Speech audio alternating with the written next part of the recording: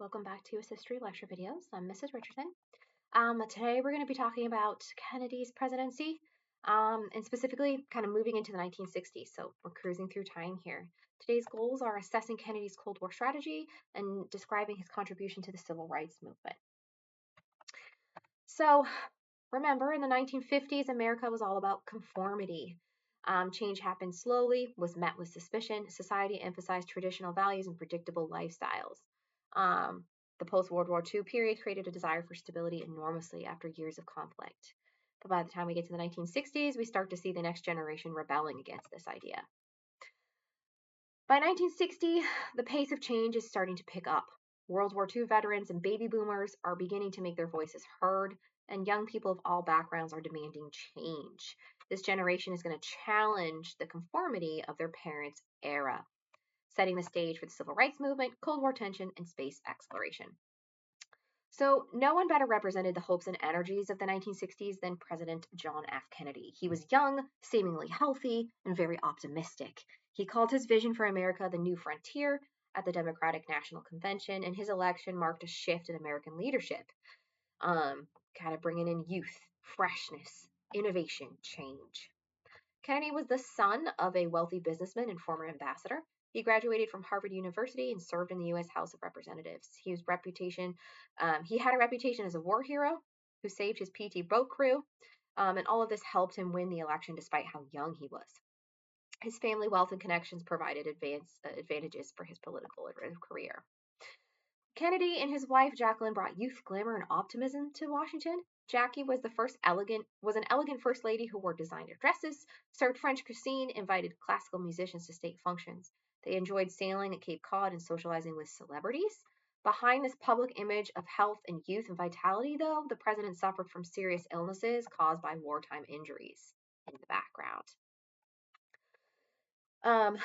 In 1960, the United States experienced the first televised presidential debate in which 70 million Americans watched the debate on TV. Kennedy and Vice President Richard Nixon participated in a presidential debate. Some radio listeners thought Nixon won. Television's viewers believed Kennedy performed better because he was more composed on TV. And essentially, this highlighted the importance of television in American politics. The president's appearance and communication style gave him an advantage when he was seen on TV.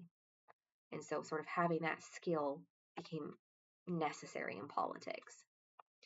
Many voters feared that President Kennedy's Catholic faith would make him loyal to the Pope rather than the country. And so, to gain Southern support, he chose Lyndon B. Johnson, a Protestant Texan, as his vice president running mate. And he won the election by the tiniest margin since 1888, with only 0.01% more votes than Nixon. But he won, becoming the youngest president in the 20th century.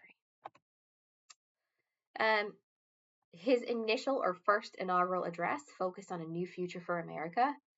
His famous words, "Ask not what your country can do for you, ask what you can do for your country," challenged Americans. He set ambitious goals for fighting poverty, winning the space race, and made a promise to land an American on the moon. He assembled talented advisors as Secretary of State and Secretary of Defense. So his narrow election meant that he was limited in his reform power because a lot of the members of Congress opposed what he was trying to do, and so he hesitated to propose new civil rights legislation due to the lack of support. He instead focused on poverty relief and care for disabled citizens. He expanded unemployment benefits, piloted the food stamp program, extended the school lunch program, and supported the Mental Retardation Facilities and Community Mental Health Center Construction Act, which is the longest act I've ever read, but trying to support caretakers for those who were suffering from mental health disabilities, from mental health conditions, I should say. As a Cold War president, he focused most of his energy on foreign policy. He promised to protect the interests of the free world, responded to Soviet space achievements by committing America to land on the moon, and invested heavily in the space race, advancing military technology like long-range missiles and The space program created jobs for engineers, scientists, and defense contractors in the Sun Belt region.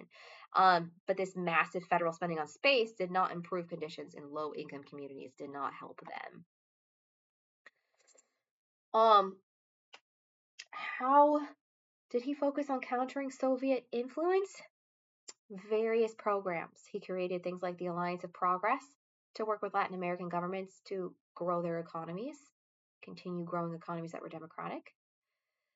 He founded the Peace Corps to send idealistic young Americans to help in various countries with undertaking humanitarian projects and preventing nations from turning to communism. So rather than more directly intervening, he kind of did these programs that would support those who were already battling against communism rather than fighting communism directly. He adopted a new military strategy referred to as the flexible response. This was different than Eisenhower's mutually assured destruction doctrine, which was sort of like, let's keep up with the Joneses because they know that if they attack us, right, we'll destroy them. Instead, Kennedy focused on developing different strategies for different types of conflicts. But he still continued to increase America's nuclear arsenal during the Cold War. Had a few foreign conflicts. One of the famous ones is the Bay of Pigs invasion. This was his first foreign policy crisis. So what happened? In 1959, Fidel Castro took power in Cuba, and all of his reforms indicated communist sympathies, which were brought to the attention of President Eisenhower's administration at the time. And so then shortly after, right, Kennedy becomes president and approves a plan for CIA-trained Cuban exiles to invade Cuba and overthrow Castro. So supporting a revolution against the regime that had taken over Cuba that was communist. And so in 1961, 1,400 exiles, Cuban exiles, landed at the Bay of Pigs ready to fight to take their country back. But then the president canceled the promise of air support, fearing criticism or retaliation from the Soviet government, which caused the invasion to fail completely, and the exiles were captured because they were promised U.S. support that the president did not follow through on because he was afraid of retaliation. This was considered a big international embarrassing foreign policy disaster that Kennedy had to work to recover from. In 1962, United States spy planes discovered Soviet missile sites in Cuba. The president then demanded that the Soviet leader at the time remove the missiles and ordered a naval quarantine around Cuba to prevent Soviet ships from approaching. And this is when the United States and Soviet and the world got very, very close to nuclear war. American and Soviet forces are preparing for conflict. And behind the scenes, Robert Kennedy, the president's brother, and the Soviet ambassador negotiated a compromise. In October on October 26th, at the end of the month, okay, the leader of the Soviet Union agreed to remove the missiles in exchange for Kennedy's promise not to invade Cuba. Kennedy also secretly agreed to remove U.S. missiles from Turkey, and this ended the crisis peacefully, with both sides agreeing to remove nuclear missiles from specific areas rather than risk a nuclear war that would probably destroy most of the world. Crisis averted. All right. Also, during Kennedy's presidency, we were involved in the Vietnam War. So I'm going to briefly give you a review of our involvement in the Vietnam War. Essentially, by the time we get to, I'm not going to go into tons of history of North and South Vietnam and how it became divided. But North Vietnam tries to overthrow South Vietnam's government. North Vietnam is communist leaning, South Vietnam is democratic leaning. So President Kennedy continues the previous president's policies of sending money and military advisors to support South Vietnam. In 1963, there are 16,000 U.S. troops in Vietnam to try and turn the tide of the war in favor of South Vietnam and the democratic side. Now, as time goes by, we get more and more involved in the Vietnam War, and we'll talk about that in another lesson because we do get quite embroiled in the battle between North and South Vietnam. But that was sort of just the beginning. We'll talk more about that in another lesson. So civil rights at home during the 1960s, cautious progress, okay? President Kennedy recognized and knew that segregation and discrimination hurt America's image. He supported civil rights and won the African American vote during his campaign, but as president, he feared losing support from Southern white Democrats. So he focused on voting rights rather than dealing with segregation directly. He supported a constitutional amendment to outlaw poll taxes, which prevented African Americans from voting. So trying to give the power back into the African Americans' hands to then vote to put people in power who could then enforce segregation laws. But various things continued to happen and riots were breaking out. So when a student named James Meredith attempted to enroll in the University of Mississippi, right, riots broke out when this black student wanted to join this previously all-white school. And then the president had to send in the National Guard to enforce the right to attend. Similar violence occurred at the University of Alabama when 2 African-American students tried to enroll. And so the president eventually proposed a bill to enforce school desegregation and prevent discrimination in employment and public accommodations. And this bill is going to become the Civil Rights Act of 1964, which eventually is passed after Kennedy's death. So he started and formed this act in this bill, but did not live to see it put into place. And that is because he is one of the few presidents who was assassinated while in office. In 1963, quite early on in his presidency, President Kennedy is shot as his motorcade is traveling through the city streets.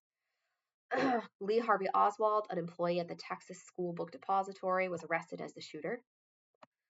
2 days later, a local nightclub owner shot and killed the shooter, and this led to conspiracy theories circulating about the assassination.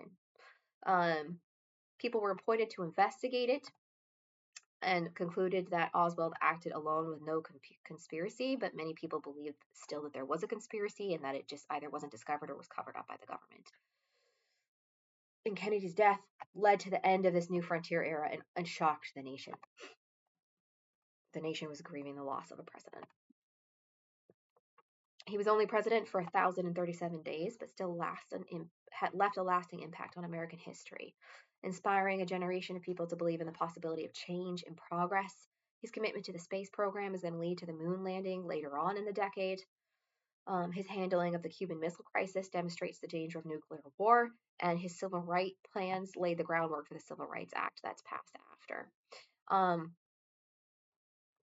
And you can just kind of percolate here. How would his presidency have developed potentially if he had lived long enough to be president for a whole term or for 2 terms? He remains one of the most remembered and studied presidents in American history, partly because of how he died and partly because of who he was and what he did while he was president.